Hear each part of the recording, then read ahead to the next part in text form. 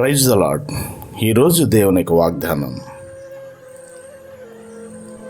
దేవుని వాక్కును ఆలకించి దానిని పాటించువారు మరింత ధన్యులు.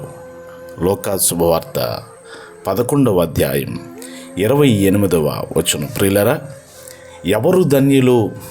మీరు వినువారు మాత్రమైన మిమ్మును మీరు మోసపుచ్చుకోకుండా వాక్య ప్రకారము ప్రవర్తించువారినై ఉండాలని దేవుని లేఖనం సెలవిస్తుంది.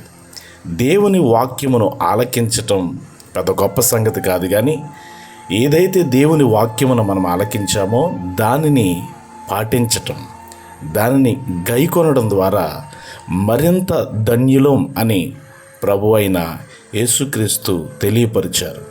ఒకడు నన్ను ప్రేమించిన యెడల వాడు నా ఆజ్ఞలను గైకొంటాడు, వారే మరింత ధన్యులని యేసుక్రీస్తు తెలియపరిచారు.